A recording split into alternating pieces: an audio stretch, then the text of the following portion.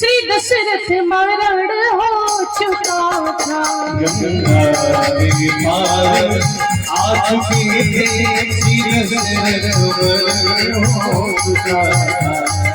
गंगा के पार आ चुके थे, श्री दशरथ मरण हो चुका था। गंगा के पार आ चुके थे, गंगा के पार आ चुके थे, श्री दशरथ मरण हो चुका था। श्री दशरथ मरण हो चुका था। सुग्रीवो मित्र था हुई न थी, सुग्रीवो मित्र था हुई नदी पर सीता हरण हो चुका था। हुई नदी पर सीता हरण हो चुका था। हुई नदी पर सीता हरण हो चुका था।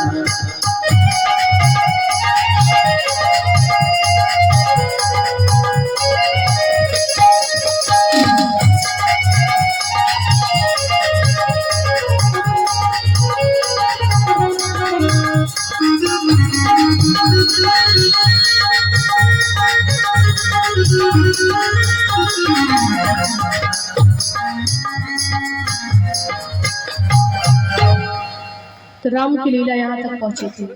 इधर कथा को श्रवण करने के बाद में भगवान शिव माता सती के साथ में कैलाश पहाड़ पर्वत चल दिए और भगवान श्री रामचंद्र जी का वनवास हो गया था।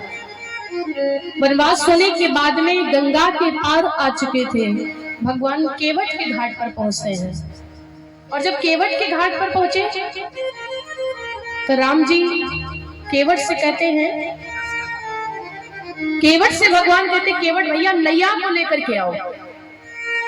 राम जी ने कहा कि नैया को लेकर के आओ। तो केवट कहता नाना सरकार हम नैया को लेकर के नहीं आएंगे। क्यों? क्योंकि कहा ही तुम्हारे मरम में जाना, मैं आपके मरम के बारे में जानता हूँ। केवट सोचता है मरम कैसे?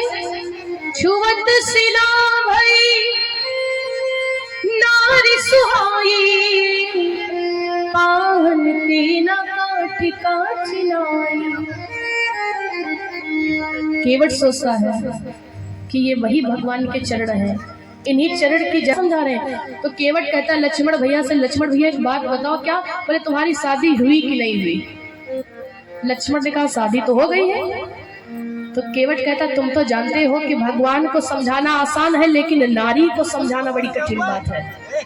वो तो यही कहेगी कि नैया को बेच करके दूसरी नारी खरीद लाए हैं, इसलिए सरकार कहा ही तुम्हारे मरम में जाना, मैं नैया को लेकर के नहीं आऊंगा। और जब केवट ने इनकार कर दिया, जब केवट ने इनकार कर दिया तो लक्ष्मण जी कहते भैया ये कैसे तुम्हारे भक्त हैं जो तुम्हारा कहना तक नहीं मान रहे हैं? लक्ष्मण जी कहते भैया एक मैं बात देख रहा हूँ। क्या? अभी जब सुमंत्र हमको भेजने के लिए आया था, तो सुमंत्र को जब आप अयोध्या भेज रहे थे कि सुमंत्र तुम अयोध्या जाओ और जाकर के हम तीनों का प्रणाम कह देना, तो सुमंत्र जा नहीं रहा था और इसको तुम बुला रहे थे, ये आ नहीं रहा है। क्या यही तुम्हारे भक्त हैं? भगवान कहते हाँ। बोलिए कैसे भक्त जब आपका कहना तक नहीं मान रहा है, तो कैसा आपका भक्त है? भगवान कहते जब कहना आप मेरा नहीं मानते हो तो ये तो मेरे भक्त बड़े दूर के हुए, मेरे सगे भाई होकर के आप भी तो मेरा कहना नहीं मानते हो। चल लक्ष्मण जी ने कहा भैया एक बात बताओ। क्या? बोले आज तक कब हमने आपका कहना नहीं माना, ये बता दो बस। भगवान कहते याद कर लो। लक्ष्मण कहते भैया कभी भी ऐसा नहीं हुआ जो हम आपका कहना ना माने हो, कभी भी ऐसा नहीं हुआ। भगवान कहते फिर से याद कर लो। कहते कभी ऐसा हुआ ही नहीं। तो भगवान कहते हम याद दिलाएं? बोले हाँ।